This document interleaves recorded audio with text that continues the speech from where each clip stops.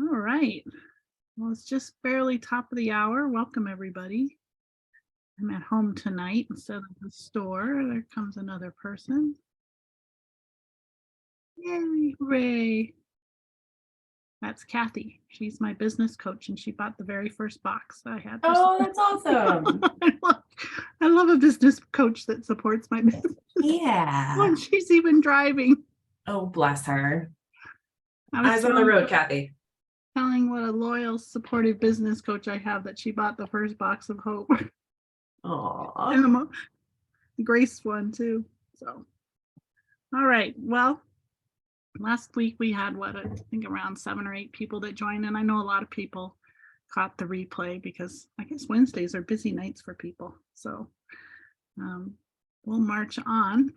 Maybe people will roll in. I hope our friend Judy is doing okay with her chemo treatment. Send her lots of love. I think just like the way we did it the last time, go around the room and introduce ourselves and where we're zooming in from and what inspired you to participate in the Box of Hope, if you care to share that again. And maybe it'd be a good night to share what pattern you're working on of the 3 shawl patterns. You might have a question for our guest, Bristol Ivy. So let's I might be able to answer it. We'll see. If not, we'll ask the cat. There you go. Yeah. All right. Well, can we start with Janice down here in my lower left corner? Welcome back, Janice. Hey, it's a pleasure to be here. I really enjoyed last week. I was telling my husband all about it, and people I know. It was really interesting. So this is my first box that I've ordered, and I hope to order more in the future. I hope you have more in the future. And I'm from Wilmington, Delaware, and I just was really excited to to support this cause. And I'm not sure what pattern I'm going to knit. I have my patterns, but I'm not quite sure yet because I have like everybody else, I have multiple projects going on at the same time. And I'm really excited to get the pattern from Bristol. And I'm actually going to see Bristol in Lancaster in Lancaster Yarn Shop has a Yeah. I'm going to see you there, and I've heard you speak before. So those are all the kinds of things that inspired me to participate. But I hope you have a box again in the future because you can count me in. Nice. Great. I think we'll have to make this a tradition. So, Yep. All righty. Did I miss which shawl you're making? No, well, I got the let's see, what's the one that I have here? The fledgling, but I haven't done it. I haven't started it yet. So okay. Cool. No deadlines. There are no deadlines. No deadlines. No deadlines. I like that. Well, good. It doesn't sound like you had any problem with the coupon code to download or anything. Oh no, everything was very straightforward. No, it was really easy, very easy. Cool. Love hearing that. All right. Well, let's go over to Gloria. Hi, Gloria and Gracie. She's out in the backyard watching the squirrels. So it's just me and the cat right now. Okay. So I'm Gloria in Longmont, and I'm a couple blocks away from Gail in the yarn shop. I usually walk over. It's a really bad thing to be that close to a yarn shop. Oh, horrible. Absolutely horrible. But I've cast on and done a couple rows of a bade, maybe. Obad. Obad. I think. Oh gosh, I should probably figure out how to actually pronounce that. What does it mean? It is the name of a type of poem. Let me make sure. It's a morning love song. Oh. And the most famous iteration thereof, there's a poem by Philip Larkin called Obad that I absolutely love. So that's what that one's named after. Yeah. Well, it would be very poetic. It's very rhythmic. Good. So, yeah. And apparently also there is now an Australian, or not Australian, I don't know, some sort of European bra company called Obad. So that's also a thing. I'm going to stick with the poetic. Much better. The things you learn on Zoom.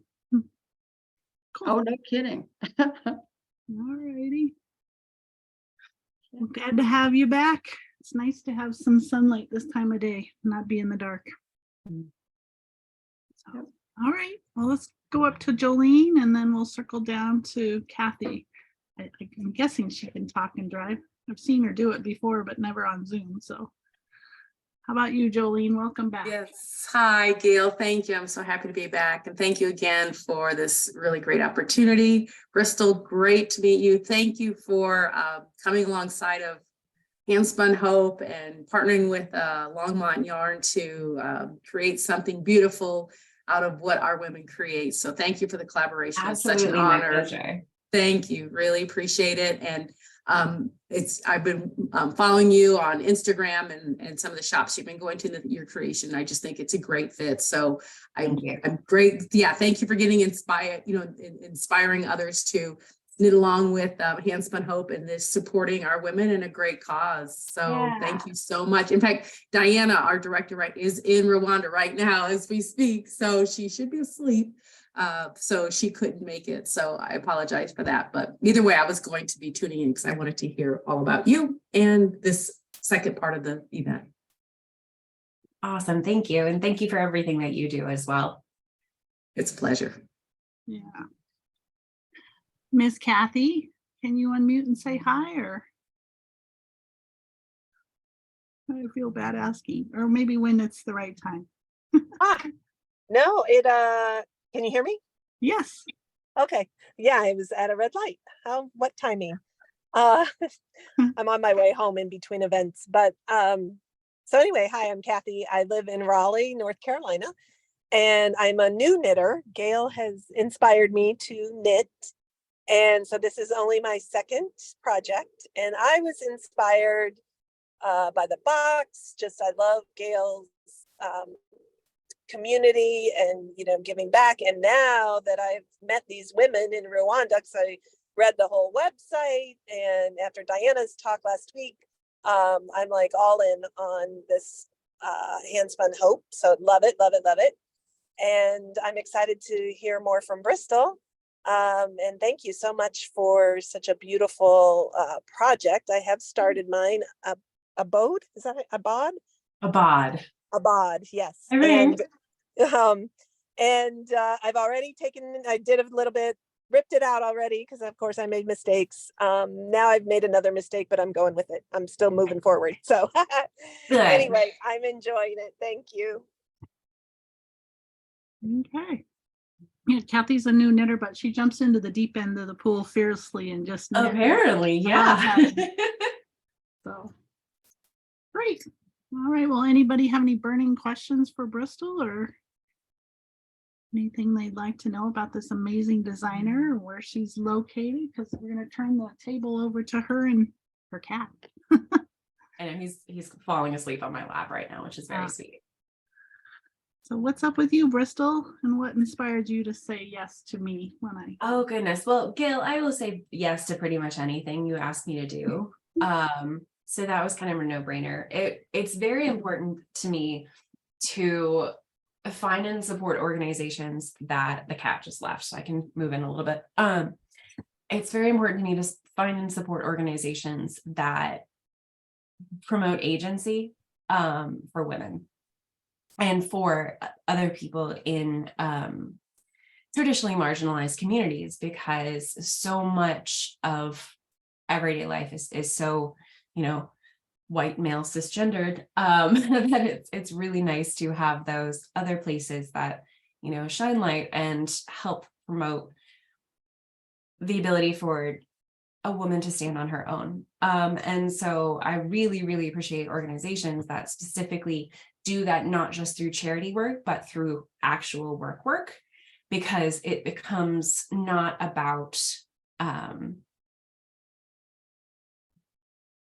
being given to, but being giving. Does that make sense? Like, as a person making these things, you are creating that which is bringing you back your income, rather than being dependent on, someone else's goodwill and stuff like that. So yeah, that's really important to me. I've worked with a bunch of different cooperatives over the years that especially work with Handspun, And I was really excited to get to work with Handspun Hope.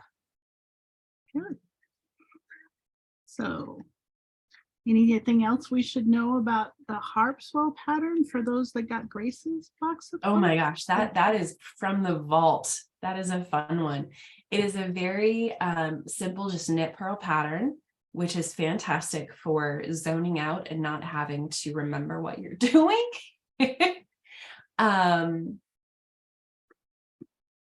Other than that, I encourage you to play. Like right now, it's written for, I think, just 1 or 2 sizes, but it's a very simple repeat on both the hat and on the knits. So feel free to size up, size down, add length on either of them. I think it would be really good with a fold up brim on the hat.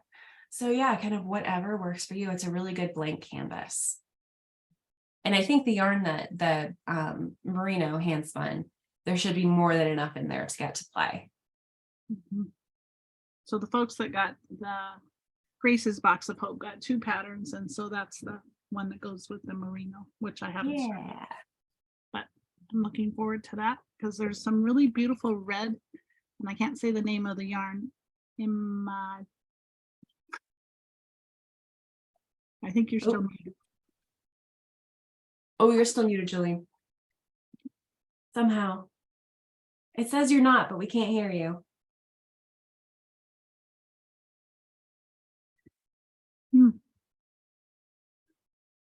Mm-mm. Nope. Uh-oh. That's kind of funny. I am not sure what's going on there. I think it's Imatuku or she's working hard to get unlocked. I know. Maybe leave and come back. That might be the easiest way to We'll let you set back in. Zoom version of have you tried turning it off and on again? Reboot. All right. Okay. Well, so Bristol, what else are you working on besides giving back to the universe through time and talent?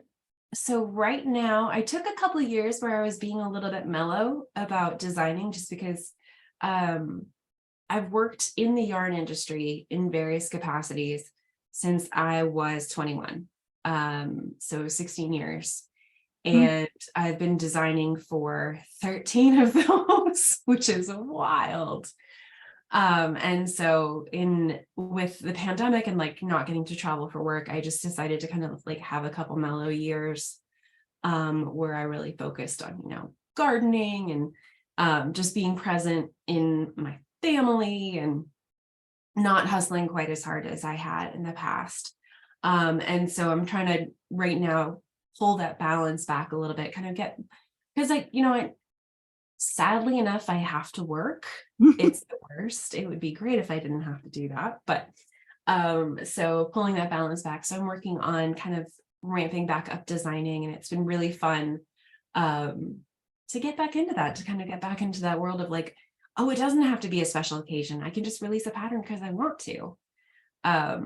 So that's been really great. So yeah, doing a lot of that. I'm challenging myself in 2023 to only use my stash because Lord knows there's enough of it. So that's leading me to some very creative decisions that hopefully other people will also enjoy. We'll see. Jolene, did you get your sound back? No, dang it. Very strange. We did.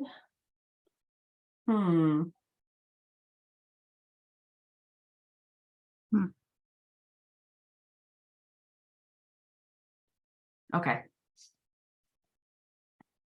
Should keep working on it. May it magically reappear at some point. Yeah. So Yeah. what am I missing out on in Lancaster? That is the Lancaster Yarn Shop Retreat. It is happening I think it's in Bird in Hand, Pennsylvania this year. The 13-year-old part of my brain said yes to this retreat because in previous years it's been in Intercourse, Pennsylvania, and I was like, I need a photo with that sign. So I'm still gonna make that happen. But yeah, it should be really, really fun. It is with myself, Cal Patch, who is an amazing crochet teacher and also sewing teacher. I've taught with her, I don't even know how many times at this point. She's just a delightful human being. And Jen Lucas, who is kind of starting on the teaching scene and is doing some really creative work with shawls. So it's going to be a really nice, chill weekend in Amish country. I'm very excited about that. Nice. So, because that's one of the other things, like getting back, now that the pandemic has hopefully calmed down a little bit, I'm getting back to doing a little bit more traveling for teaching. And I'd kind of forgotten how exciting it was to get to share that stuff with people who actually want to listen to you talk about knitting, and not just my husband, who is okay if I never talk about knitting ever again. But yeah, so it's gonna be good. I leave on Friday to go to Alexandria, Virginia, to teach for the weekend at Fiber Space there, and then I'll go to Pennsylvania a couple weeks after. So yeah, getting back on the road. Nice. We're gonna see about getting you scheduled for some Fiber Fridays with Brioche in a series. Yes. So- Yes, because brioche is the best. But would you come to Colorado if we got on our hands and knees and begged? You wouldn't even have to beg. Of course I'd come to Colorado. There's mountains Well, and I know you spoke recently. One of my really good friends, Alicia Plummer, was on Fiberside Chats recently. And she was like, we need to go out there. And I was like, I'm in, let's do it. So okay. Well, we found a venue up in the mountains near Estes Park that's kind of a big, huge lodge. It's really, it's a little tired as far as it's an older building, but it's clean, and they had good food and great views, and so I think that's where we'll probably go back that for our third retreat. sounds awful. That sounds just the worst. Yeah, we went for a hike out of there. And, the Girl Scout that I was, I didn't go by myself, but in the hour and a half we were gone, it went from sunny to raining to hail to thunder. And then by the time we got back, it was done. But it's Of like, course. oh, I gotta get Of these people course. back safe and sound. So, yeah. Jolene's here in Colorado. She's enjoying it, I think. Oh, no. Mm, Gail, you might be able, if you say like ask to unmute or something like that, you might have a little thing that you can click on. doing that.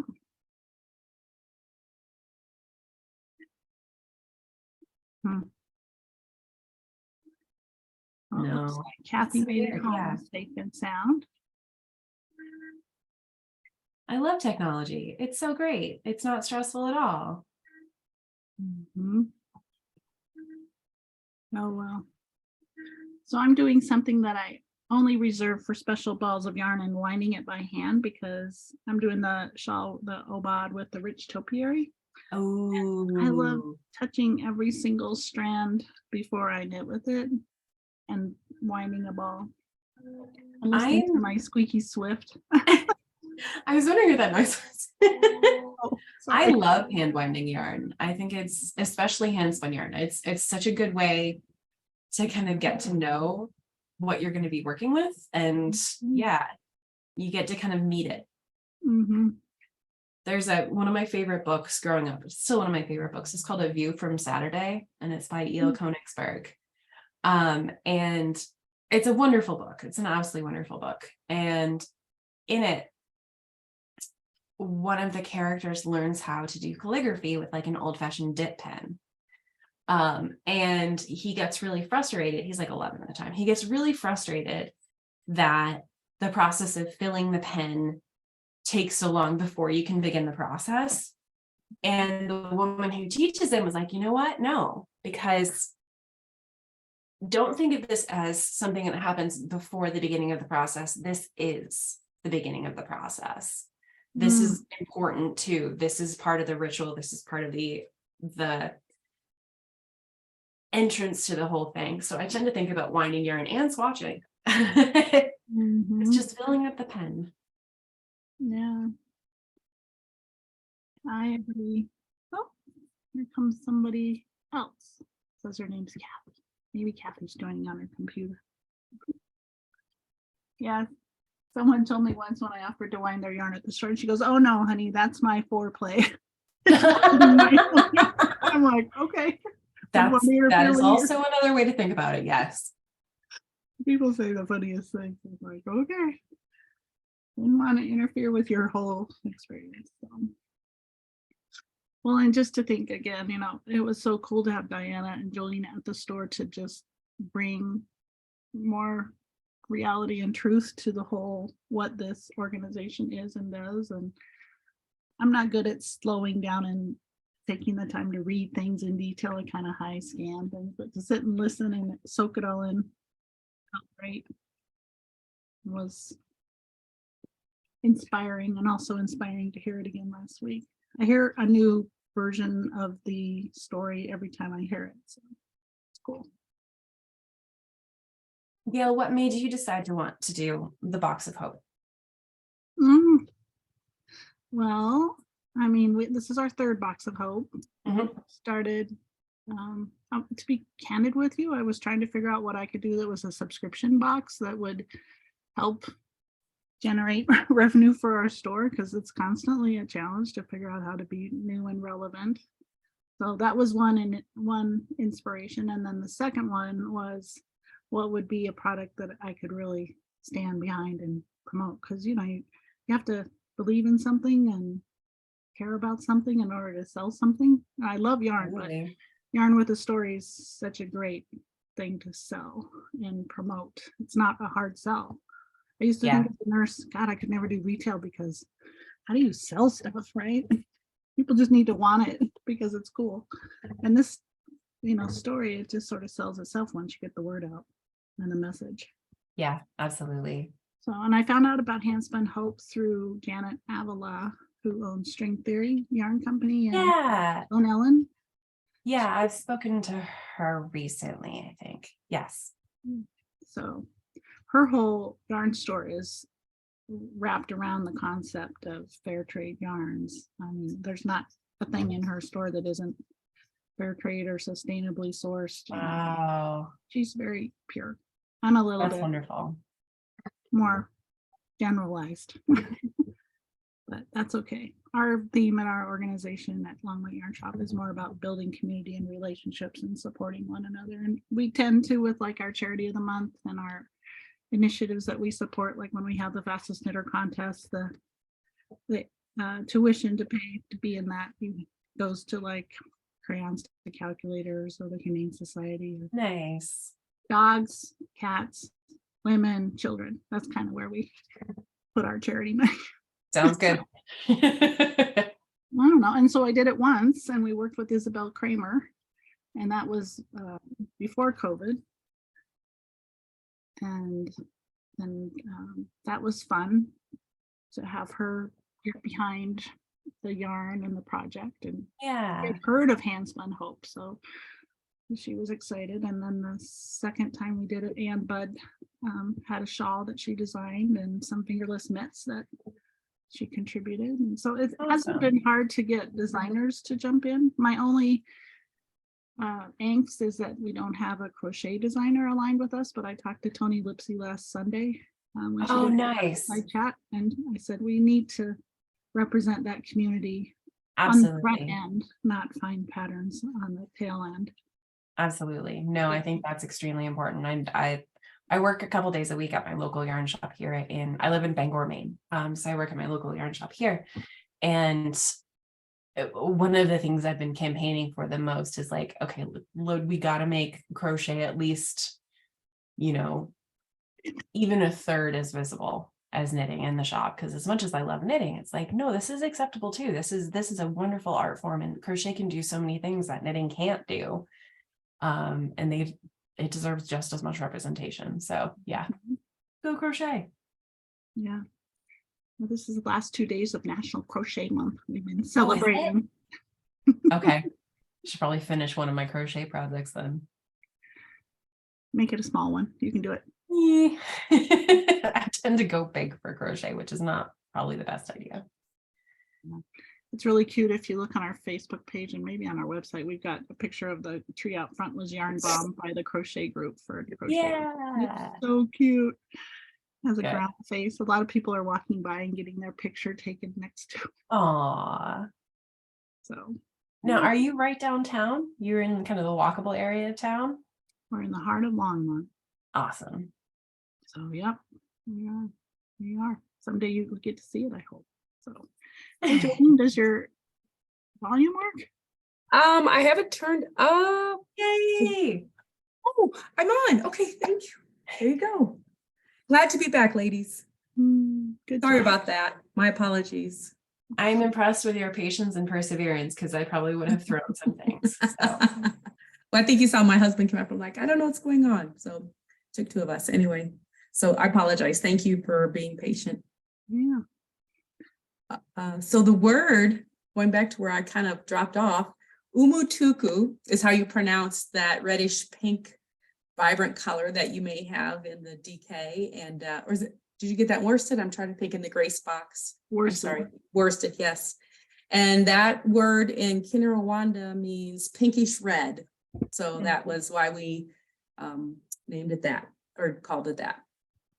Yes, and I just wanted to piggyback on what Gail said. It is, she's heard the story numerous times about hand spun hope, and I always am interested. It's always exciting to me to hear it again. I never get tired of hearing about it, even though I'm with the organization. You know, Diana's been doing it for so long, and then every time we talk to her, it seems like something more is happening. Like at the event that Gail was kind enough to host that Friday night, we were talking and Diana turned to me and said, oh, I forgot to tell you this, Jolene. And she shared it at Longmont Yarn that, you know, we started off with helping women we provided education fees so that they could pay for the educational expenses for their children. And so starting that, you know, 12 years ago or so, we last year in 2021, three or four of our children from the first women that we hired graduated from college in 2021. So yeah, we are breaking that generational cycle of poverty with education. Education is hugely important for breaking, as we know, in any country, but in Rwanda, the possibilities are pretty great when that educational opportunity is presented. So yeah, and one of them has a disability. I believe she is deaf. So yeah, so with the support of people like all of you purchasing yarn, carrying the yarn, creating a pattern for hand spun hope, you're a part of that. It's not just us, it's everyone's a part of it. As I say numerous times, it's locally, globally, with hand spun hope with the yarn that you are currently holding. So thank you. Cool. That is really incredible that they've been able to sustain and get all the way through. That's fantastic. Yes. Do you know approximately how many women or families the organization is currently working with? We currently employ 209 women. Wow. That doesn't, okay. so yes, we started with 10 and we're up to 209. And right, so, and that doesn't include, we also have full-time counselors on staff to provide counseling needs for the ladies, as well as we have shepherds on staff. We have a farmhand. We have somebody who's in charge of security, a lady's in charge of security. We also have full-time caregivers for our rabbits as well. So that's just, so we're probably up to about 230 employees. That's fantastic. Yeah. So, and then some of them have anywhere from, some of them are single or maybe married, but do not have children, or have children and are no longer married. So, gosh, I can't even tell you the number of kids. It's got to be in the hundreds, because some of the women have their own biological children, but in 2015, Rwanda eliminated orphanages. So if you were related to a child who was an orphan, then you were required to take that child in and raise that child. So some of these women ended up with like 9 children that they are raising. Wow. So that's kind of the landscape of how it looks.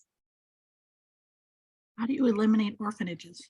I mean, I don't know. My guess, Gail, I don't know. I should have asked Diana that, but my guess is there potentially could have been some type of support for that. I'm not really sure. I think there was just, I don't know if it was just I don't know, something from the genocide, if they were finding that the kids were older. I don't really know. That's a really good question. That's a good question. Huh. Yeah. Wow. Their whole culture in Rwanda, like the idea of picking up trash everybody on the third Saturday, I'm just like, that would be cool for us to do. We do it once a year on Earth Day. Right? It's so clean. I could not believe how clean it was, ladies. You just don't see trash there. And the water is so clean because it's much like Costa Rica and Hawaii, the landscape. So all this fresh rainwater that comes through, like I drank the water, I ate all the food that was presented to us. I felt very healthy while I was there. It was incredible. The cleanliness of that country. It's pretty amazing. Cool. I mean, it's not perfect. It's still Africa. There's still parts of it. You're like, okay, I can still see that. I mean, there's still people carrying water on the side of the road and living in kind of a house that doesn't have like maybe windows, or maybe they're going to get windows. You know, it's still Africa. So it still has, you know, a variety of ways of living and housing, etc. But I mean, what goodness, is we have that in the States too. that's true. That is true. It is true. And so, yes, that is true. But you see it like you don't have to go far to see it, I guess is what I'm trying to say. Like it can be right next to a house that is established and complete. But just a really beautiful, lovely, safe country. Yeah. I'm thinking our next box of hope should be filled with that new silk yarn that's coming out. It's going to be gangbusters. So beautiful. Yes. So just very briefly, like we are going to launch a beautiful silk blend. Yes, we tested it at Vogue Knit Live and a Stitches show, and it got pretty brave reviews. And what the small amount Diana had, it did sell. So that is also a natural fiber that is coming from Madagascar. It's a wild silk. And should I share this, Gail, or do you want me to? Is it okay if I share this? I don't have any secrets. Okay, thank you. So, so we also partner with a lady in Madagascar, and we purchase clothing from her, beautiful hand smock dresses, because we do have an artisan collection that we have on our website as well, where we try to support female artisans throughout the continent, and Madagascar is one of them, an island off of the coast of Africa. And we were buying these silk scarves from this group of ladies that was started by a Peace Corps volunteer. Well, she had to go, she had completed her time in Madagascar and moved on, and then it kind of left, and with the whole COVID thing, it kind of left a gap. So Diana said, you know, with this wild silk that you're collecting, you can only get it in this part of the world, and it's up in the hills of Madagascar, and it's Borisaurian silk. It's beautiful. And Diana said, well, why don't you ladies just spin this silk, continue to spin the silk, and then we'll purchase the silk from you, and then we'll bring it to our property in Rwanda, and then we'll make a blend with this beautiful silk dyed with our natural dyes, all of our plant dyes, and then combine it with our beautiful merino, and then we are going to be launching that. So super excited to have another women's co-op that we were able to come alongside and partner with, and then launch something new. So it's a win-win for sure. That's fantastic. Yeah.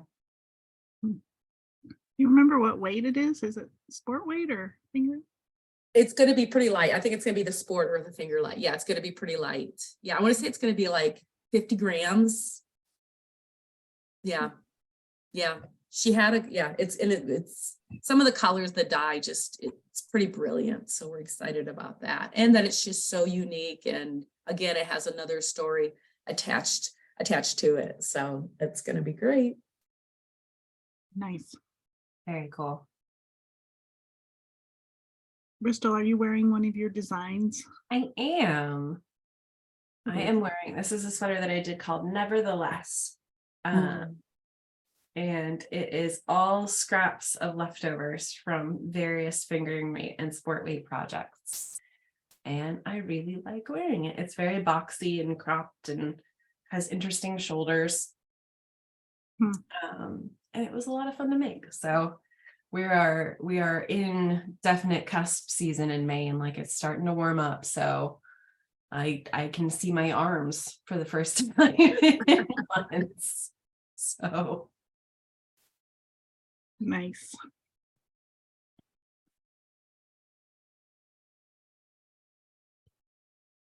And Bristol, remind me again, I was working on my computer to come back in, and you heard about us through, who was it again? I had known about your company through a couple friends of mine, designer friends of mine, and then also obviously Gail had mentioned your work as well. But again, it's I really do try to keep an eye out for people that work with cooperatives, especially when it goes towards employee owned or towards, I'm not sure what the right word is in this situation because my brain's being very silly right now, but towards betterment, I guess is the best way to put it, towards agency and betterment and economic development in the best possible way. Yeah, and we're all about entrepreneurship too. We started off, like I said earlier, with 10 women. And when I was in Rwanda, September of 2021, we were leaving property at the end of the day and everybody had gone home. The ladies leave about 4:30. Many of them walk to and from the site. Many people in Rwanda don't have vehicles. It's just too expensive. It was the end of the day and we were leaving. This lady came out to us, to the vehicle, and she smiled and waved, and Diana stopped and they had a chit chat. And when we left, I said, "Who was that?" And she said she was one of the first 10 at-risk women that we employed. And because of the money that she earned with Handspun Hope, she was able to buy a cow. And it's, if you have a livestock in Rwanda, just like one piece of livestock, that's a good thing. And if you can grow that livestock, that's pretty stable employment or economic income right there. So anyway, she sold the milk and was able to buy another cow and sell that milk. And then she retired. She stopped working for Handspun Hope because she's now an entrepreneur, and she lives in one of the first houses that we had constructed by the property. And that is the whole approach. Yeah. And so then somebody else was able to come in and take her place. And that's just the approach, is to create that entrepreneurship and the holistic healings and you know, and the education. So it's a continually thing. It's not just a one-stop thing. We want it to continue so that these women can be empowered to live the lives that they desire to live after the genocide, which is happening. So yeah. Very cool. So Gail, when are you going to organize a trip to Rwanda for all of us? That sounds like a wonderful idea because it's right next to the Diane Fossey Preserve. It is. Wow. Yes. And I guess to get there, you go through Amsterdam, which is a place I've always wanted to visit. So yeah, we'd probably need a knitwear designer to go with us to keep us. Yeah, that sounds great. I wonder who. I've been Yes, to we are Amsterdam. definitely. Yes, we're in the talks of doing that. We put something together earlier, but it kind of fell through because there was a death in one of the family members that of the individual who's going to go with us. But we've had so many people requesting, so we are going to start creating those events to Rwanda, and the location is unbelievable. Just like Gail said, it's right. We're neighbors with the Diane Fossey Center. We have a great relationship with them. They're wonderful. They had the opening of the Ellen DeGeneres Research Center, and they commissioned our ladies to make 175 silverbacks to be put into the gift bag of all the invitees to the big grand opening. So yeah, we love working with them. They've been great. As one does, you know, 175 people of your best friends. Can you imagine? For a little party. It was a lot of work, but our ladies pulled it off. They worked really hard on that event. It was kind of a short notice, but it came together. Yeah, Can in you fact, say I think what again? Diana's, say again. Sorry, can you say what again they made? I didn't hear that part. Yeah, so we also do felting, Bristol. So Gotcha, we have okay. a whole group of felters, and it was the silverback, because the silverback gorillas this is where you'll go to see them. It's in our not far from our neighborhood as well. Okay, I heard silver bat and I was like, I don't think that's right. So thank you. The silverback gorillas. Gotcha. Jolene, you're a manifester. Did you hear what you said? This is where you'll go. If you Did go, I? yeah, I like it. How things happen. This is where you'll go. What else will we do when we go to Rwanda? Well, it's a secret, but there's a lot of cool things that Diana, she's the person you want to go to Rwanda with, because she's been going there for 20 years. So she knows the people, they know her. She knows that country like the back of her hand. And Carly, who is one of our employees as well, Carly spent a lot of time in Rwanda. In fact, during the lockdown, during COVID, during the virus, Carly was actually in Rwanda for like 7 of those 9 months. And she drove with a friend all around the country in a Jeep. It's such a beautiful country. So these 2 women know the country very well. Wow. Yeah. Mm. Kathy. I have the feeling Kathy's a troublemaker. She's a Get your crook. passports ready. Yep, get them ready. I think it sounds fun. It's amazing. It'll be a trip of a lifetime. It truly is. Yes. And then you get to meet the ladies like Grace, that'll be a part of probably a trip, is to meet Grace, who is, she is an independent vendor that we buy from. And her beautiful shop is in Kigali, the capital. And she is such a talented lady. And her story is pretty horrific. Survivor of the genocide. Really an unfortunate situation, but she's a survivor and she is an entrepreneur as well. And her work is incredible.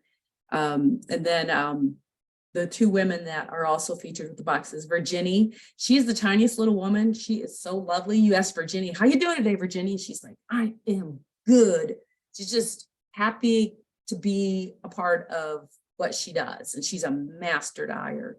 She was an educator before the genocide, then that whole system just obviously came crashing down. But Virginia is one of our original 10 as well, the women that we hired. And then lovely, just drawing a blank, Grace, Virginie, and gosh, I'm so sorry. Esther. Esther, yes, Esther, thank you. And Esther is lovely. She, as Dinah said last week, I just don't want to keep repeating what she said, but Esther was a product of the genocide, and the fact that she was probably born as everything was coming apart, and was found on a bridge in a plastic container.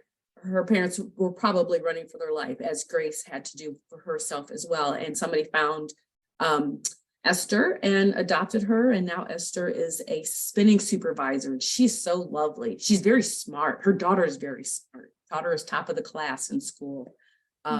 Really cool lady, quiet, but they're all just so lovely and beautiful. It was hard to kind of pin it down to the women, because when Gail said, what should we name it? There were so many amazing women that I remember that, we could have named them after, and, maybe moving forward, but just to meet them and to spend time with them, just to be on the property and spend time with them. It's just a really cool experience. Do you suppose if we visited, we could do some hands-on dyeing? That's a good question. I bet Virginia would love that. She'd say, you do it, I'm good. It'd be fun. I think, yes, I'm sure you could. I think it'd be great to see all the plants there. When I was there, it was beautiful. They had collected the cosmos petals and they had laid them out to dry. There's these beautiful orange petals just laying out in the sun to dry. It was really cool. They were getting ready to do cosmos in the next couple of days. It was really fun to watch. What sort of equipment are they using for spinning? Wheels. It's all hand done. So Nice. Spinning wheels. We have about 50. Okay. Yeah, I wasn't sure if it was spindles or wheels or more mechanically based. I know some companies have electric spinning wheels that they put together from like sewing machine Mhm. motors. So The cotton is done on a drop spindle because we purchased the cotton from a women's initiative in a co-op in Ethiopia. They do it on a drop spindle, so like 700 yards on a drop spindle, the cotton, and we purchased that from them and bring it to our site. Our women dye it, and then we double ply it. nice. Mhm. Yeah, when you were presenting on that Friday night, and she mentioned that the Ethiopian cotton was hand spun, there's a very accomplished spinner in our community who wins all the ribbons at Wool Market, and she's like, "You're kidding me." She was Cotton is hard. blown Cotton away. is hard to spin. So, And look how beautiful it is. They do such great work. mhm. Yeah, it's impressive. They have great patience, Yes. great patience. Gail, what do you have on your agenda coming up at Longmont?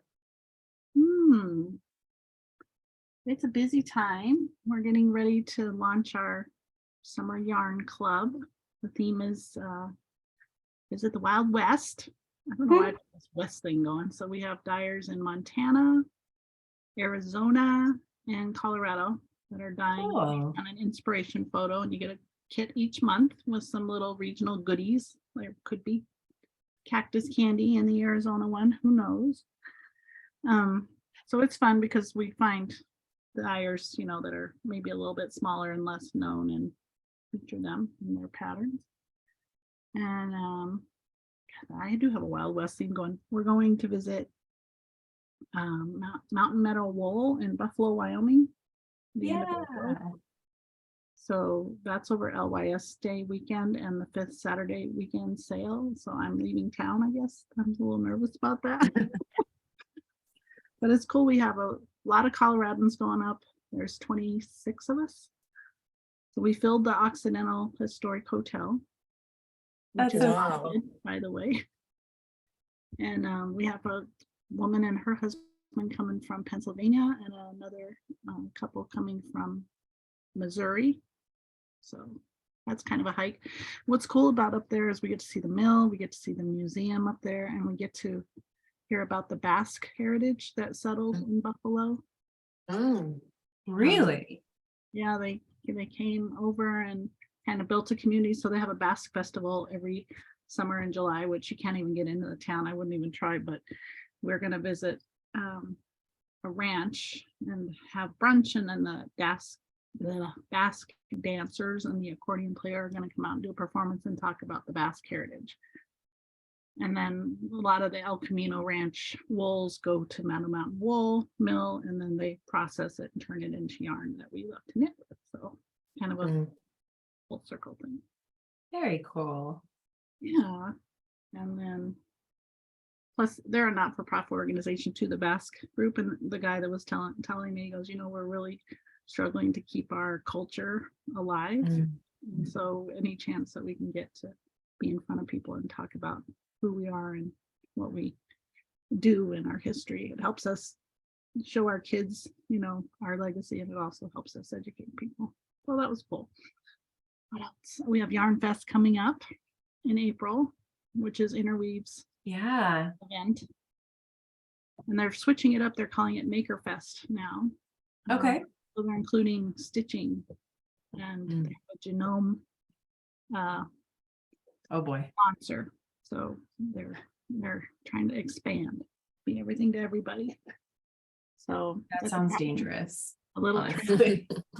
I know it's a little nervous. I hope that it goes well because it's not an inexpensive investment of resources or time, but I've done it every year since they started, because every year people go, "They're the yarn store in Longmont." I'm like, yes, there is.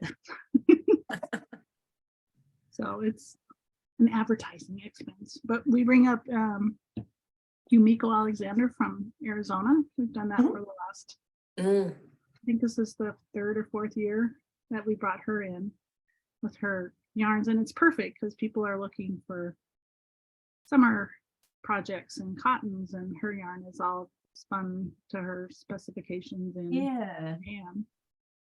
And she always comes out with new designs, so it's fun. Plus, she's just as sweet as can be. Hard to understand sometimes, but just adorable. I've never met her. I would love to meet her.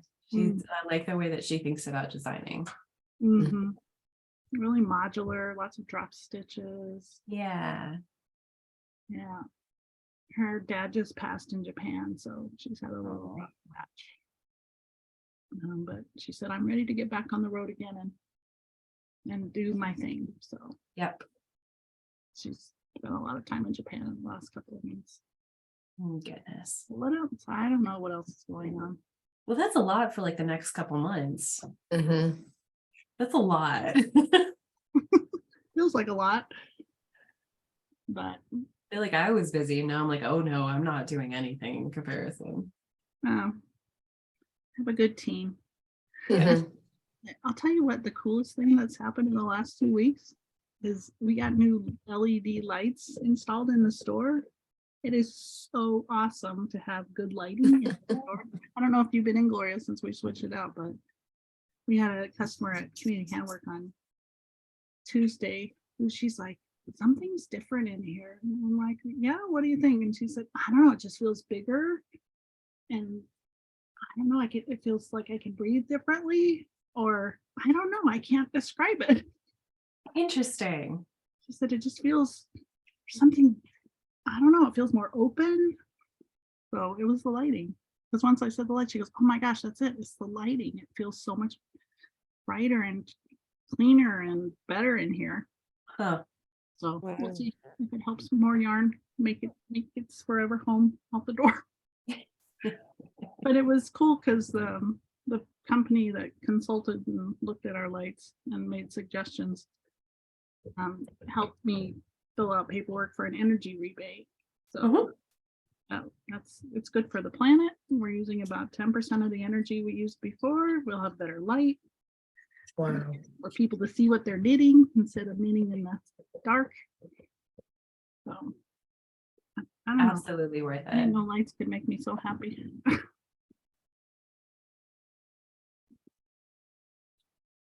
Babbling. You're good.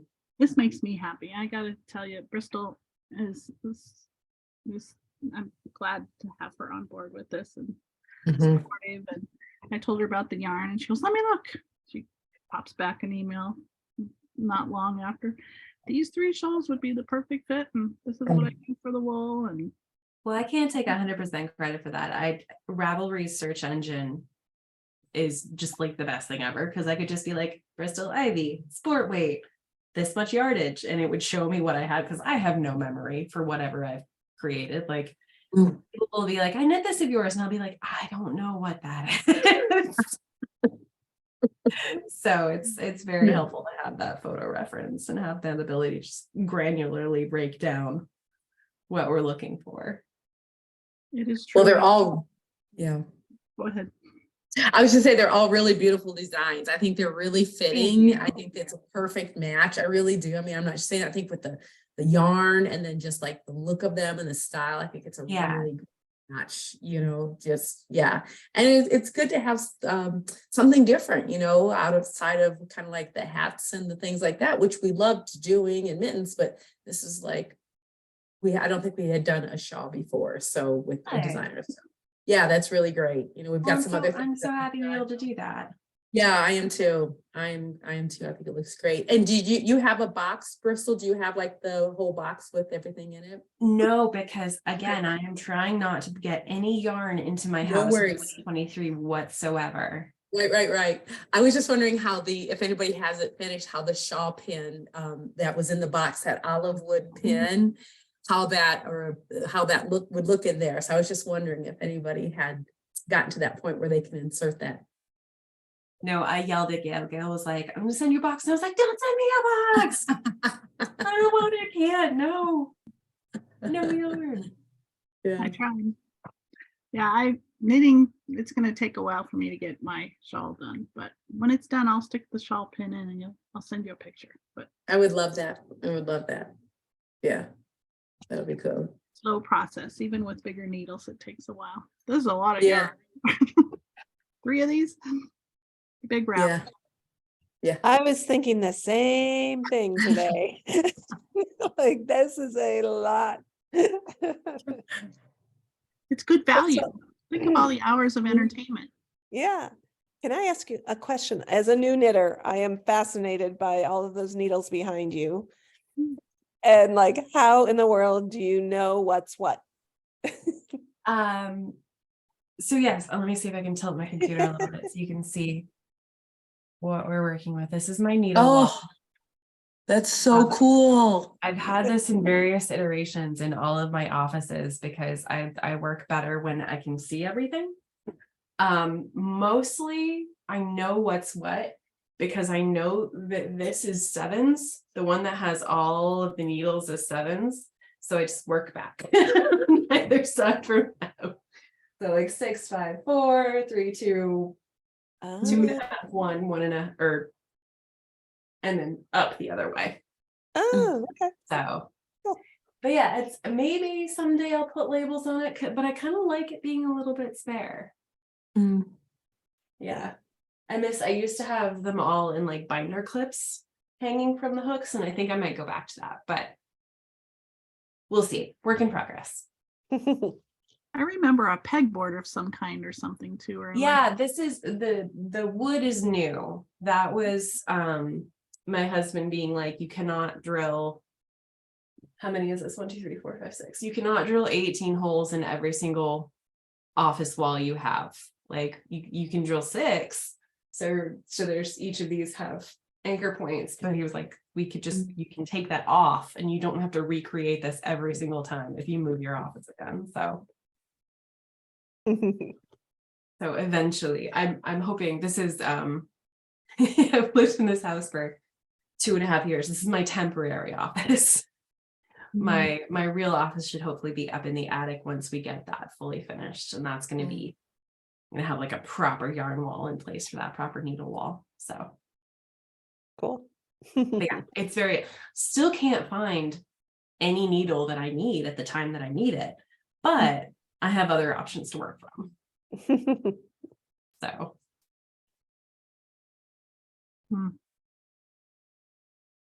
what are you knitting on, Bristol? I am working on a cardigan right now with Malabrigo yarn from when we went to Uruguay. And I'm sure Gail has told you all of this adventure many times. We got to go on our trip to South America we went to Malabrigo. I'm not sure, it wasn't their factory, it was someone of their production offices. They were in the process of shifting everything to Peru. But in the meantime, we all got to dye our own yarn at Malabrigo, which was so cool. Wow. But they also had a seconds room for us, wherein every single table and basically every single surface was covered in yarn that was like, what was it, like $6 a bag? Oh, Something like that, $6 a pound, yeah. something ridiculous. And you can imagine there were 18 of us, I think. I can't even remember at this point, but they had to get a freight trolley on the freight elevator to get all of our yarn downstairs from there. So this is yarn that I picked up at Malabrigo. So, and it's going to be, I released a t-shirt last year.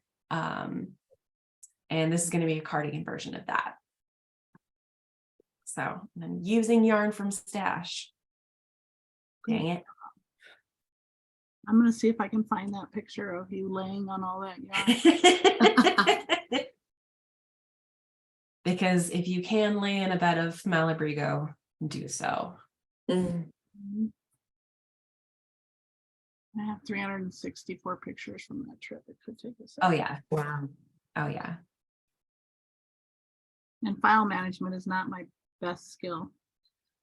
But yeah. Nope, nor mine. But yeah, that has still remains, I think, the favorite trip I've ever taken. Knitting purposes. It was pretty incredible. Mhm. And then every everything shut down like 3 weeks later. So Mm. You know, we were lucky we got out of there I know. scarred. That was. I'll find it. We are going to take another trip in the fall to Ireland. Oh, fun. And this company that I've found, Rowan Tree Travel, Yeah. they seem to like to work with us. And so we're already in the throes of planning a trip to Iceland in 2024. Oh, that's awesome. So we could probably squeeze in Rwanda, right? What's the best time Oh of year yes. for Rwanda? Oh yes. Definitely not the rainy season. So I want to say right before I was there. So like the earlier part of September. I would say like the end of April. I think it's the end of April through the early part of September. I think it's more rainy during the winter months. So yeah. But the funny thing is, like, when I was there and it was raining, you know, because it's very tropical, and then all of a sudden, just like that, it'll just clear up and the sun will come out in a heartbeat. And it always stays around 72 degrees. So it doesn't get really cold there. It doesn't get really hot there. It's just very tropical. So pretty. Yeah, like you don't have AC and you don't have heating. At night, most people are just burning wood inside the fireplace. So that's usually their form of heat. Yeah. Because that was the inn that we stayed in. We'd come back from working and have dinner, and he always had a nice little fire going in the fireplace, and it was all good. That's so civilized. It is. So And the nice. guy that runs the inn, isn't he like a really great chef of some kind? And He has a staff that works for him, a small staff, like of 3 or 4 gentlemen, and they can all cook pretty well. Alberto is Italian, so he, you know, there's going to be some decent food there. But the thing is, all the food is there is good because they eat everything they grow, and because the soil is so rich, so volcanic and rich the soil is, like the carrots are just a different level of carrots than what we're used to eating. And I remember the cabbages, the heads of the cabbages were just massive and beautiful, and the potatoes are good. It's a different type of starch, and everything was just really delicious, really good. So you're eating, you know, what they grow. Avocados at almost every meal, but just delicious avocados. It's just so hard. It's just very pure, very clean food. No pesticides. They use there's these flowers that grow. They're about 3 or 4 feet tall. It's a plant and it's a white blossom, and it's a natural herbicide and insect repellent. So you see that, growing throughout the areas, and then they'll plant those around certain foods and certain crops that they're growing. So yeah, it's so funny, like if we apply for a grant or something, and some of the questions will be, what is sustainable there? What are they doing to be sustainable? And like, this has always been the way of life. They've always collected rainwater. Yes, they do. Obviously we have spigots and running water, but like, they've always collected rainwater. They've always done natural forms of herbicide. I mean, that's just a part of life there. So it's an easy answer, but they're not doing anything more progressive than what they've done for, a very long time. We collect rainwater also to use for some of our dyeing. We don't have the capacity to collect all of the water that we need for dyeing, et cetera, but we have the rain barrels, obviously, on the property for cleaning and dyeing and processing the wool. So absolutely. Very cool. Mm-hmm. You guys want to see a picture of Bristol laying on a bunch of yarn? Oh my goodness. So this huge factory that, is so famous. Here's what it looks like on the outside. Of course, they were moving to Peru, but this was still, they had this whole factory. And we go in, and there's our entrance to this fancy place. And there's the signage. Oh yeah, we're in the right place. And then this used to be their sorting room, where they would sort the yarns after they were dyed and put them into dye lots, because they would dye 30 and 50 skeins at a time in big pots, which we didn't get to see because they had moved that. But there's not like 10 skeins at a time in the same dye lot. So this is where we shopped. How do I move this? Here we go. And some of our people. There she is. Yeah, somebody was blissing out. It was accurate for the vast majority of the trip. That was how I felt. It was like yarn heaven. It was so great. Beautiful. Rummaging through. Beautiful. Wow. But yeah, it was like buying yarn by the armload. And then I'll get you to the box. Oh, the trolley And then the photo. box. Which one? What color? Mm. I think I'll have all these. Yeah. But let's see. This is how we got out. Oh, this was some cool signage and some inspiration so that I could go back and help people make things in the yarn store, which half of this stuff I never get done, but I dream about getting stuff done. And this was their dye studio or their dye room where they tested all their dyeing, if you're curious about Malabrigo. So this is all the colors on swatches labeled. And then in a minute, I'll be able to show you their dye book that was very secret. They wouldn't let us open them or come near them. They just said, these are the books.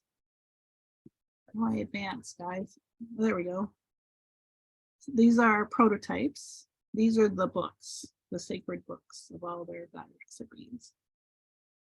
And then test swatches that they were trying to weigh in and decide if they wanted to do. And then we got to go upstairs and dye yarn with Flora, one of their lead dyers. And we had a good old time dyeing yarn. And then we made a cowl with Bristol's design. That's so cool. That was Cindy. She was the person that organized the tour for us. She was like the ringleader. That's the view from the top of the building. Ooh, I didn't go up there. When did you do that? I can't sit still in these rooms. I got outside and walked around and looked. More Flora education. But there's our palette of yarn that we left with. I think there were 28 of us total shopping, and that's the loot. Yeah. that, It was impressive. It was very impressive. Winery.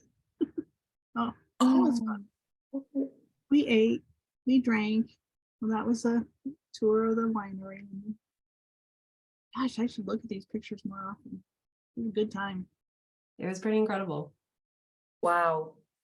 So sorry if that was boring, but you had to see it. Poor girl fainting on the yarn. So. Oh, well. Is there anything else you need us to talk about, Miss Gail? No, I guess the one thing is last time we did the Box of Hope twice, we did it in December. And I'm thinking it's better. I meant to push it to February, but you know how February turns into March in my world. Is this the right time of year to do the Box of Hope, do you think, or is there a better time of year? I think so. I don't think there's a bad time to do it. I agree. I think anytime is a good time. Definitely December is always great because you can get it for people as presents, but this is also the time of year where people are finally like, you know what, I deserve a present. So right. Well, I thought the little bear with the heart was kind of cute, and we kind of spun it off of Valentine's, care for yourself and care for others. Yeah. Then we got it delivered finally in March. But anyway, well, we'll probably do this again. Great. That would be great. We would love to do another box, and we just have some more things coming, and there's always something felted that we are coming up with or can do. And yeah, with all the plant-based dyes, it's really fun to play around with those, even with the felting. So yeah. So wonder if when we do it the next time, so the last time we did the Box of Hope, I think Diana was in Rwanda and stuck there because she had COVID. Yeah. So she zoomed in from her hotel room. But I wonder if we could do the Box of Hope and visit the facility virtually. Yeah, that might be an option. I think we could do that. And if the timing doesn't work for that, we could also do we could do some videoing with the women greeting the participants in the Box of Hope, but we could definitely do something because I know yes, we could definitely do something like that.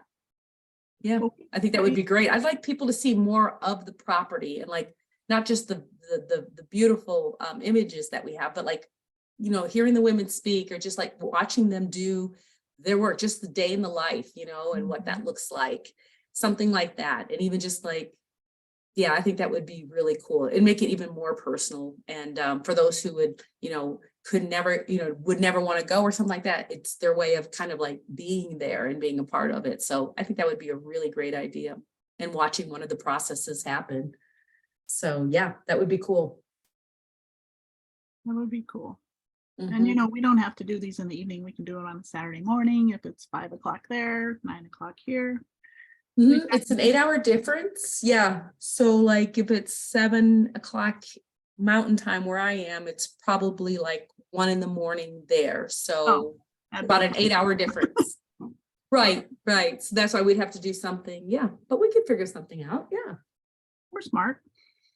course.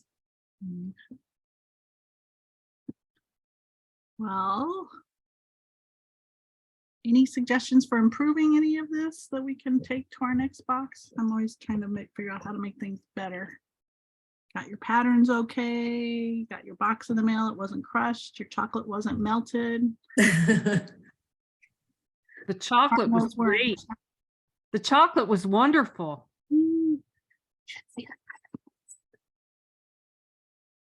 What? Said you should see the guy that makes it, he's adorable. No, that chocolate was really, really good. Bristol, I'm gonna send you chocolate even if you won't take yarn. You can't say no. That is, I'm good with that. Yeah. I happen to know her favorite thing is spicy Cheetos, but I have a sad thing to tell you though. what? I can't eat the hot ones anymore. I can only eat the normal Cheetos. The hot ones are ripping up my stomach. Oh man. So Good to know. the end of an era. It's so fun to ship spicy Cheetos to her in this big air pack thing and hope that when she opens up the bag, it doesn't explode. So It far. doesn't. It never has. Thankfully, I'm very grateful. They don't have spicy Cheetos in Maine, Bristol? Oh, they do. I just don't. I don't let myself get them very often. But no, I had to have a retirement party for the spicy Cheetos because it was just no dice anymore. Played taps as we put the bag in the trash. I can visualize that. I'm glad I know. I hate for Will to Yeah. be eating the spicy Cheetos all by himself. I know. Poor man, he doesn't. His little tummy can't handle it much either. We're getting old. That's why there's chocolate. Yes, exactly. So it will work. Okay, got it, Dano. Well, I guess if we've hit all the bases and answered all the burning questions and seen Bristol on a bed of yarn, well, truly from the bottom of my heart, I mean, this yarn store is a labor of love for the staff and myself, and it's so rewarding to share the love with people like you guys. So it makes it so important for us to get up every day and try to make the best version of Longmont Yarn Shop for the people that walk in the door or meet us on the emails or bump into us on Zoom or bump into us in front of the store with their dog. So, thanks for being a part of it. And Bristol, thank you for contributing your time and talent. My to pleasure. Beautiful Always, patterns. And we always will my post pleasure. all our finished shawls and Yeah, in the- tag me in them. You'll know. That would be great. We would love that, Gail. We would like to promote that too. That would be awesome. Thank you. That'd be good because then next year when we do the Box of Hope, we could circle back and feature what did last year's people make. So Absolutely. it'd help. Yep. That would be No. great. And if it's okay, let me just be shameless on this. I might ask for you guys, I'll send you an email and ask for your feedback and see if I can get some testimonials to put in the next year's description that are fresh. I think I have some from previous years, but maybe some new testimonials about the Box of Hope. And we choose, if with your permission, your first name and your last initial to make it real. Mhm. That'd be great. Yeah, my pleasure. Aw, thanks. I'm looking forward to the next box. I'll have Yeah, to cook up can't wait. something. Thank you, Okay, everyone. Gail, Bristol, Mhm. the fiber artists, thank you again for supporting Handspun Hope. There's no words, but we are very grateful from the bottom of our hearts. So thank you for this opportunity again, Gail and Bristol, for your talent and participating in Absolutely. something so huge. Thank you for everything that you do. Thanks Get you for- all there someday. It'll be great. Yeah, let's do it. Mhm. we Sounds could. good. Thanks, everyone. Thank you. Have a Bye. good night, everyone. Thank you so much. Thank you. Bye-bye. Thank you.